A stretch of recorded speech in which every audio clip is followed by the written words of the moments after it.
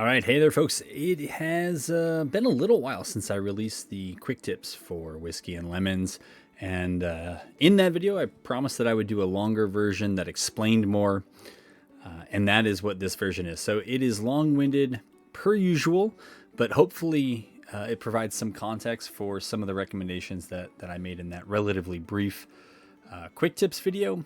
I hope that this explanation makes sense. As I'll say near the end of this video, I don't have all the answers. I can just relay what I've noticed so far. And so for those of you that do have additional answers and have different takes on what I present in here, go ahead and please leave those in the comments so the folks who do visit have a chance to see that there is more than one way to do this right. Right, so two of the tabs, I guess, that really matter in Whiskey and Lemons that you don't deal with in the normal campaign. It's the one up here with whatever your portrait is, and then the one with camp life. The framework I want you to use when you think about this career mode, it really is your career. It's your character development. Yeah, it's also the development and the part you play in whatever the conflict is. But you want to think about the things that travel with you versus the things that remain behind when you move on to a new command. Once you start thinking about your actions that way, I think it becomes a bit clearer on how you can progress. So you'll get your character created. You can go ahead and do one custom built, or I've really enjoyed playing the random character playthroughs. But once you have your character set, you choose a command. I would generally advise you to not choose a command that is going to take up all your prestige. I mean, in the playthrough you're about to see here, I actually started dirt poor with money and also with prestige. But try to have at least several hundred prestige left over. And if you can have more than 1,000 in the bank, there's going to be uses for that extra prestige. The two main factors here are to the right of my portrait, but it's the prestige you have and the money you have. Prestige is more abundant in that there's more ways to get more of it, but there are also more things and more good things that cost prestige, and so there's more coming in, but there's usually more going out. As money, I mean, right now I have more than prestige. With money, it's hard. It's a bit harder to get, and I also find that the things you can use it for are not quite as good as a lot of things you can use for prestige, but there is a way to convert money and prestige. So as long as you have enough of one, you can usually get enough of other. It's about making sure you have an adequate reserve of both so that you have what you need to do in order to progress. Why prestige is more important is because it allows you to take command of other units in battle. It's going to enable you to transfer between better commands. It allows you to raise your own forces when the time is right to do that. It allows you to equip your own forces with better weapons, which in turn is going to get you more prestige because your troops are going to inflict more casualties. And it allows you to hire headquarters staff. Again, money, it allows you to purchase these adornments. I call them adornments. It's uniforms and equipment. And so you can do that as well as your mighty steed. There is a time and a place for at least some of that stuff, and certainly for role-playing reasons, they make good sense to do. But yeah, you need both, but prestige is going to be the more important one. If you learn nothing else from this video, I clicked on the wrong thing. If you learned nothing else from the wrong video, the most valuable takeaway I can give you is the loop between fundraising and political rally. So with fundraising, and I'll try not to click it here, even though it's being researched, it costs only 200 prestige to get you $500. So 2 takes of this, 400 prestige gives you $1,000. Then political rally allows you to convert $1,000 to 1,000 prestige. So what you're effectively doing is taking 400 prestige and turning it into 1,000 prestige. There is a time element that deals with fundraising. Goes very quickly. It's usually a couple of weeks, depending on what you've done in camp. Political rally can take up to 2 months, and so the whole loop usually runs about 2.5 months or so, I found. And for that, you net 600 prestige and you lose no money. right? Because you spend the money you didn't have when you started. And so, 600 prestige gain is pretty good for, again, about 2.5 months. So you can run that several times a year. The limiting factor is that fundraising can only be taken 20 times, which is actually a lot. You just got to make sure you have enough prestige and or money in the bank at the beginning to kind of prime the pump and get this cycle going. If you do, it should be a pretty good campaign. If you just absolutely spend to zero both of those, it's going to be a lot more challenging. One of the other things I recommend you do, and you'll likely come in with the command of a brigade, perhaps a small division, you will be given, so this is your general staff. You'll get 2 of these slots. One of these I got when I moved up to Corps Command. Anyways, I would recommend you fill the 2 that you get as soon as you can. It does require an investment of prestige. I don't remember how much. I think both, whatever the first 2 were, it was probably about 125 prestige each, so about 250 prestige off the bat. But why you want that general staff is the general staff travels with you. Whatever, there will be an equivalent down here if you're in charge of a brigade or a division or now a corps. When you switch, these folks don't move with you. And so the prestige you expend on them, it works on that unit, but it doesn't travel with you. Your general staff travels with you. They increase the speed of your promotion. So if you see my rank progression here, I've had this problem a number of times. I've gotten promoted or I'm eligible for promotion too quickly, in large part because of my staff, but other things that have gone on in campaign. They also contribute to your stat development over time, and they'll tell you what they do. I think you got to hover over staff effects. And for some reason there's like this lag here. So it tells you what it does. And then also on these, depending on if you have staff that develop them, they'll sometimes tell you, they will tell you if the staff actually affects them. So here, look, for initiative, staff is increasing this plus 9.99, basically as much as the items that I have. So you want that. Your staff can apply those benefits to your forces beyond what they do to you, and they allow you to use the camp activity. We're going to turn to camp activity, but when you put hours into planning with staff, you make your staff better, and I'll argue that there are times in your career where it makes more sense to put your hours here than in other places. So if you don't have an HQ staff, you cannot do those things. All right, so on over to the camp here. And early game camp action. So what kind of travels with you versus what is more immediate? In general, the stuff kind of here in the middle tends to travel with you, whereas the stuff up here and around tends not to. It'll affect the troops you have under your command, who may or may not travel with you. In all likelihood, you're not going to end the game with the same, commanding one brigade that you started. So early game, my recommendation is invest just about everything into things that are going to travel with you. So what that means, engaging in politics, this is just pure prestige development. And the more time you put in, it looks like we've maxed out the bonus right now with not that much time in. And you can also see up here how much prestige you're earning from it. It'll come up as camp activity, and it gives you a recent report.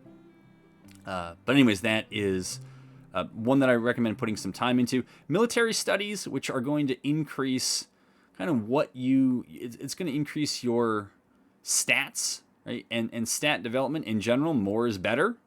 And so you want to put some time into that one. Hopefully you hired staff, so you have some time to devote into making them better. You're going to need to rest. It's unclear to me whether 6 hours or 8 hours is the max benefit right now. You can always find out, because if your health starts to falter, like full red is good. In past campaigns when I had only 6 hours of rest, that red would go away, and then one of the ways to get better was to rest more. So you can move that up and down, but I would say generally between 6 and 8 hours there. leisure time is good for moving actions through more quickly, and sometimes you'll have to have stuff invested in leisure time anyways in order for certain actions to go off. If you have companions, I would certainly recommend putting some time into consulting them, since you expect them to stay with you. I haven't lost any companions yet.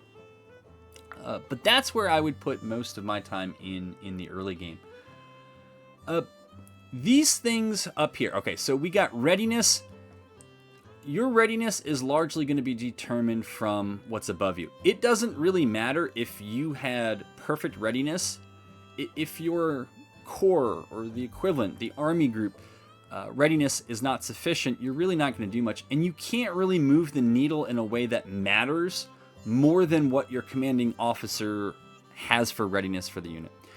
For recruitment, because the numbers of troops you likely have and the casualties you've taken are comparatively small, I don't recommend putting a lot of time into this. As you get more troops, right? Later on, it's going to be a different story when you need to replenish a lot more losses, but you don't have them. Because you won't have units that start off with perks, this doesn't make any sense to do. And whether it even works is something I'm still trying to find out. Logistics, it's tempting to want to put a lot of time into it. It is affected by your commanding officer. You could put all the time in the world in this, but if your commanding officer has run you out of supply, you're not going to be able to change it. Motivate the men. You can see, right, what the morale level of your men is, and you can raise it. Again, it's not going to affect men outside of your brigade, and generally the morale is okay, and so I would not spend too much time, if any time at all, motivating the men. All right. Subordinates, at this point, I wouldn't put time into. If it's really a problem, all right, go ahead, but I don't think so. All right, maybe the most controversial thing I'll say, I don't recommend training troops, putting much time at all, really any time, into drilling the troops early on. Everybody is green at the beginning of the war. You're likely not going to command those troops 12 months later. Also, remember that training is affected by other stats, such as your administration.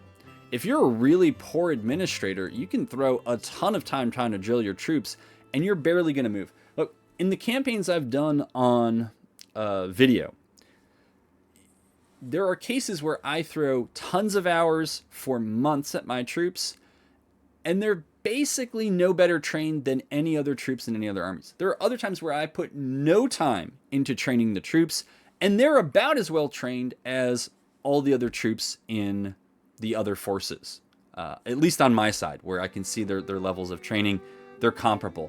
And so I'm not even sure it matters all that much, but remember, throwing a lot of hours here doesn't make sense. And I'll make this point later. I know this is no longer becoming a quick tips. If you put 4 hours, as I have here, if you only have one brigade, you're putting 4 hours in for what, 2,500 troops? Why not wait until later in the war, when you might have 15,000 troops that might benefit? You're still only putting in 4 hours, but it's spread out over a much larger group. I think you'd do better off trying to build yourself up, building your staff up, who can then build you and your troops up, building up companions, moving actions through, or just getting more prestige through this camp act, than putting time in training very few troops that you're likely not going to have for very long. Right, one of the other, and this might be the last administrative area to worry about in the early game, is your actions. So at low rank, and I think we're Major General right now, so we're not that low rank, but if you're down at the Colonel rank, likely you can only do one of these, right? One for each of these color. So fundraising, political rally is a solid loot. The challenge is that it's glitching in and out. But the other action that I really recommend in the green color for money is the buying of stocks. Buying of stocks is one of those things. The earlier you take it, the more it benefits you over time, because there's an upfront cost of $1,000, and then you get, now I've done this twice, so you should see it pop up twice here. You get $111 or so back. I think this is on a monthly basis. It pays for itself in about a year, and then after that it's pure profit. And you can take it multiple times. It takes, I don't know, around 2 months or so to research, so it's not quick. and there's not an immediate payoff. Unlike fundraising, which is super quick and has a great loop with political rally, buy stocks really is a long-term investment. So early on, if you have to choose between the two, you'll know your prestige money situation better than I. It's probably safest to take fundraising, but if you can manage to take buy stocks and hold off on fundraising, you can always do the fundraising loop later on, as long as you have enough money and prestige from other sources in the early game to run the loop with political rally. Otherwise, I don't really do anything other than the political rally and the green loop in the early game. Basically, until I find a command I want to sit in, it's these 3 actions in the green and yellow category that I'm looking to do. All right, last note on action cards. Sometimes they require you to do something in camp to have some... All right, so we'll see. So camp influence leisure time. I'm not sure if that requires leisure time to... I'm not sure if that's what that's saying, but I think usually these require you to have some time in that. All right, so you're not going to tell me right now. But usually you can choose an action, but if you don't have any time in it in camp, it won't progress. And they don't usually warn... I don't think they warn you about that before you do it. So you could have an action going, but and when you hover over the green icon that tells you the active action, if you haven't actually put in the time in camp, like I had no time here, then the action just stalls. And so you'd be like, well, why hasn't this moved? And then when you hover over it, it'll tell you, oh, you need to have some time in leisure time. So they should give you that warning earlier. They don't. That's why I'm telling you here. What I'm going to turn to next is what to do as time moves on. So this is kind of after the initial, maybe the first month or two, and you've set up your camp time. But probably before you found your permanent home, what you ought to be doing, and more importantly, what you ought not be doing. All right, so what I recommend is that you try to save as much prestige as you can to either move over to another command at the same level, like transfer from one division to another. More often, I'd recommend you look for a promotion, because there are promotions in rank, and right there are promotions here, and then there are actual promotions of who and what you command. Are you commanding at the division level? Are you commanding at the corps or its equivalent level? Or are you just still commanding at brigade? Something like that.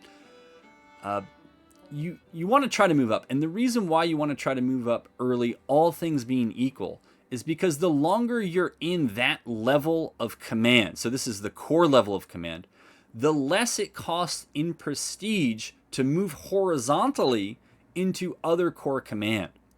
And again, if this is early and we're talking about divisions, you might have like a 1 brigade division. But if you're in that for a while, you might be able to move sideways into another division that has cavalry, lots of infantry, and some artillery, and then you can really get a lot of prestige cooking in battles. There is a temptation to, as soon as you get a brigade and maybe you're attached to them, to look to upgrade their weapons or something like that. You got to try to resist that. So if we wanted to end fields, yeah, about 125 prestige is usually what I see. That seems true for infantry, for cavalry brigades. It seems to be about that much. And also for artillery, it seems really expensive. I in general, do not recommend you upgrade artillery weapons at all, unless you want to for role-playing reasons. When you finally get to the core level of command, whether or not it's going to be your home forever, if you did not unlock the buy stocks action because you chose fundraising earlier, it should now be unlocked for you. And you should start buying stocks as soon as possible because you want to generate that long-term income. If this is 1862, you can expect the war to go to 1864, I think at least. And so you'll certainly have made your money back, perhaps doubled it for each take that you do. And remember, in camp, so this one, leisure time's not always clear. It appears from the description that the more time you put into this, the faster your actions are researched. And so sometimes you need this selected just for an action to run, but in general, if you can put more of that time into getting those actions done sooner, the war eventually ends, and you want to try to get through as many of those actions as possible. as tempting as it may be to bling out now and get some new threads and invest a lot here, I don't recommend it. Hang on to the money, keep putting it into fundraising and turning it into extra prestige. There is a time and a place that's coming for it, and I think it's kind of when you get that core level command or higher. But if you're just doing divisions and brigades at this point, it doesn't seem worth the investment. There's other stuff that needs to get done. If you get companions, and so you'll know when you click on here, you go to headquarters and your companions show up here. I got very fortunate in this playthrough. You always want to put them to work doing something. So they do different things, and all companions will work with the consult companions. They've now updated the tooltip, so they will tell you when you hover over them what they work toward in command. And so this is a little bit like you need to know what everybody can do, and you want to make sure that everyone has a job. And if all the other jobs are taken, I think this actually happened to the native tracker, the last one we got. I had to put the other 3 in other things, even in some things I didn't necessarily feel were that important, to put them to work and to maximize their hours, because each one of them represents an additional 2 hours of camp activity. In addition to maybe unlocking extra cards or other benefits for you, like the native tracker will sometimes give you an intelligence buff for a period of time. But you want to put them to work in camp, even if it violated some of the other rules, like, if it gave you readiness and there was just no other way to get the companion work. It's better to have increased readiness, even if you're only commanding a brigade or a few. It's not going to hurt you. But you don't want to have hours unspent or companions unused. If up until this point you've been following my advice, once you eventually come to your core command, and that's what this is here for me, you're going to want to start changing gears a little bit and start thinking about more about the folks under you as investments in the future, upgrading their skills. So in your headquarters, when you get to that level of core command, you'll get the 3rd slot up here. It's up to you whether you actually fill it. What I found in this playthrough, in retrospect, I probably didn't need to fill the 3rd slot because I had progressed so fast that adding the 3rd didn't do too much more. But again, there are the other benefits of having your general staff, and they will always travel with you. Yeah, that one is a little bit more up to you and as the situation requires. But I would now recommend you do some of the things I asked you not to do earlier. Now you can make sure that your men have good weapons. So for me, cav weapons, it's that medium, what is it called? Medium range carbines. And then with my mods, it's usually some form of legacy rifle or Confederate rifles for the CSA, and then the equivalent for the Union. Springfield rifles are fine, or Mississippi's. They're all pretty good, and they don't cost that much more to equip than some lower tier weapons. And because your men are going to be able to shoot from longer ranges, they're going to be able to shoot more accurately. They're going to do more damage, and that's going to get you more prestige. And so over the long term, they're certainly going to be worth it. I'll give you a tip. It feels like an exploit. I did it in this campaign, and then I stopped doing it because it just kind of felt like an exploit. But what you can do when you recruit, and I would not recommend recruiting before you get to a forever or at least a long-term home. When you go to recruit, and we'll just say from Indian territory here, if you recruit the full-size brigade, it's going to tell us it's probably 400 or 500 prestige. Okay, 400. If you then cut it in half, it will be about half. And for some reason, it doesn't want to show up to actually prove that, but excuse me. All right, so 241, not exactly, but you can recruit it, equip it, and then I would say probably after about 4 months or so, that 1500 will grow up to be about 2700, as long as it's not engaged in combat. But it basically becomes a full-size brigade, and by doing that, you basically traded, 175 prestige for 3 months of an understrength brigade. If you're looking to get the most out of everything, that would probably be a way to do it. It feels a little cheaty to me, so even if it means I have to play a little bit less efficient, that's what I do. But if you're desperate, go ahead and do it. Now that you are in that forever home, you're adding more forces manually to your divisions. You are hopefully upgrading their weapons so that they are efficient on the battlefield. And it's now time to start paying more attention to what's going on in camp because more things matter. So if your army doesn't have a lot of readiness, you have to be the one that really leads the way in getting that readiness back. So add more hours here if you need more men because you have a lot. And if you don't know where this all is, on the battle, right, on the campaign map. So this is telling us where, we need readiness.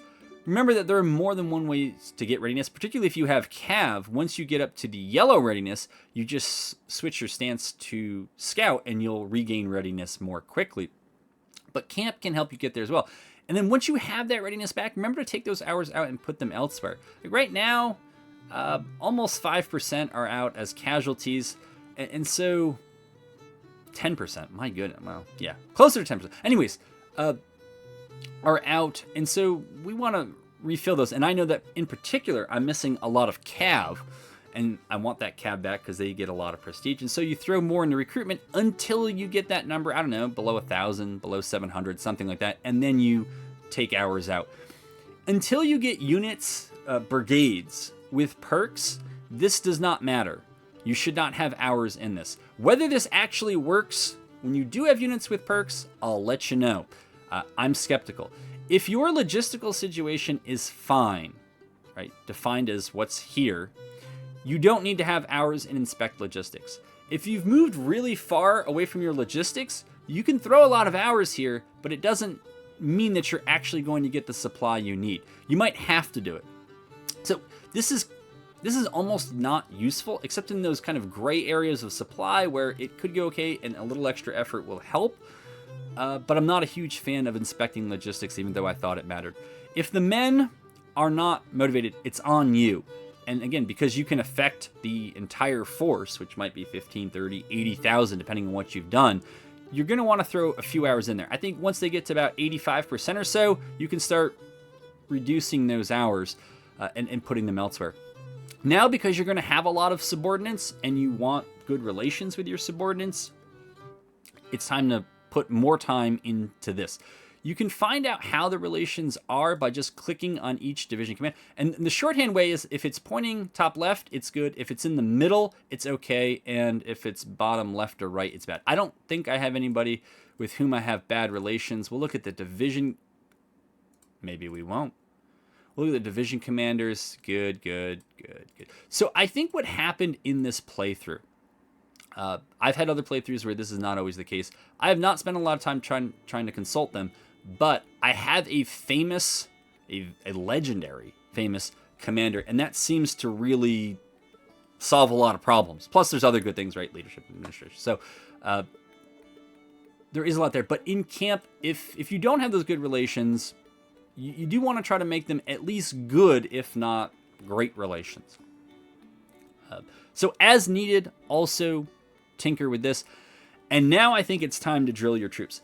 In part because you're going to have higher administration, I hope, than when you started the game. And now you have more troops, it's more efficient to put a lot of time into drilling those troops. And also because the war is going on, remember, your side will have some military experience.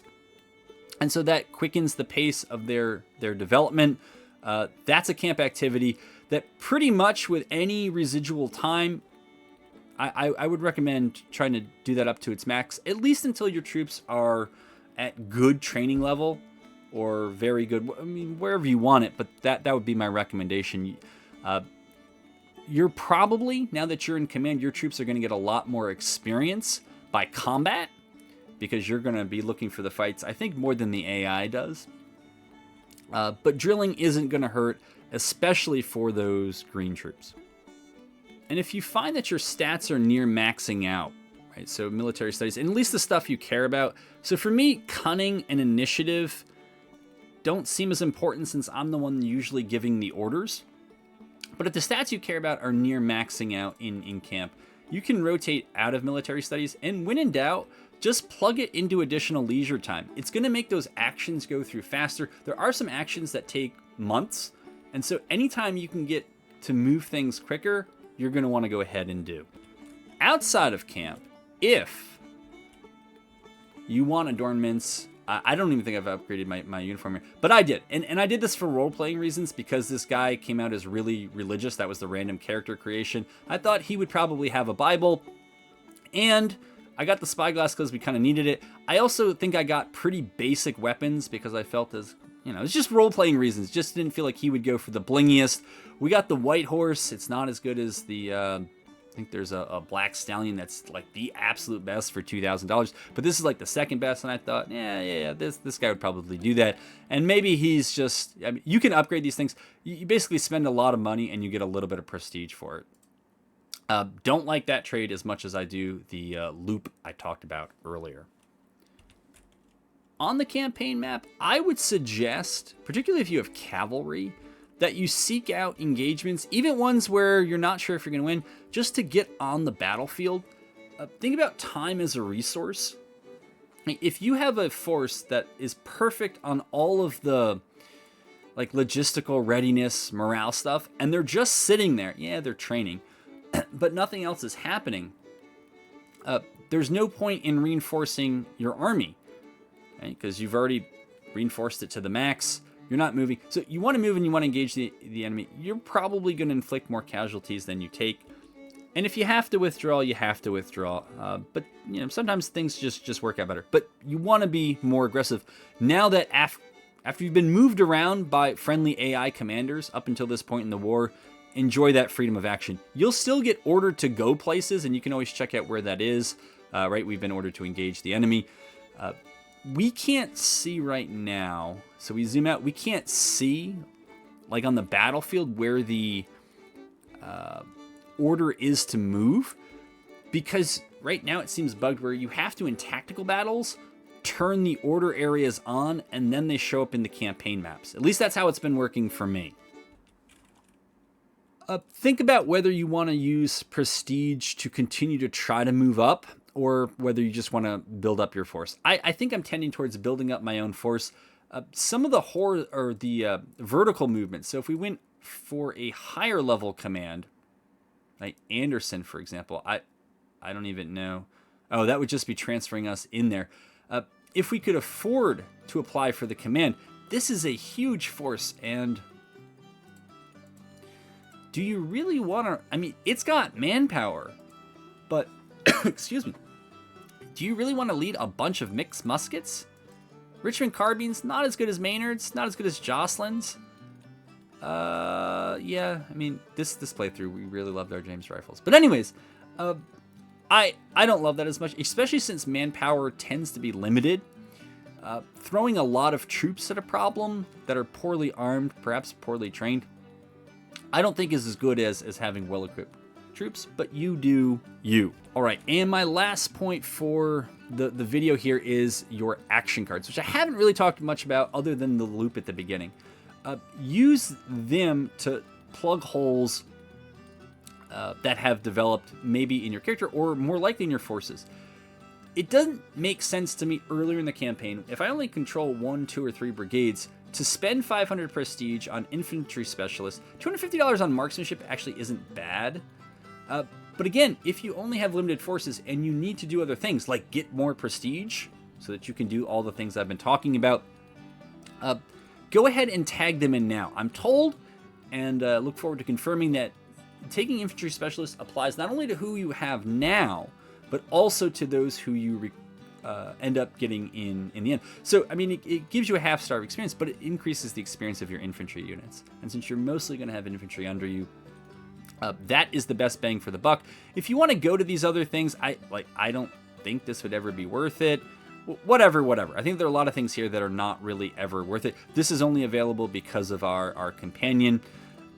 Some of these other things, excuse me again, are situational. If you have a hole in your career development and you've rotated out of other things, or you don't have the staff to improve them and you really care about it, I would say look to your action cards.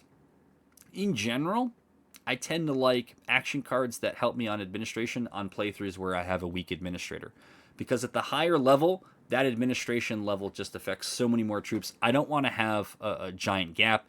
And the other one is where you get an ability to increase fame through these cards. by a half star or by more. Sometimes you'll have max stats, but just little fame. I got really lucky in this playthrough, and it's worth mentioning as a kind of bonus tip.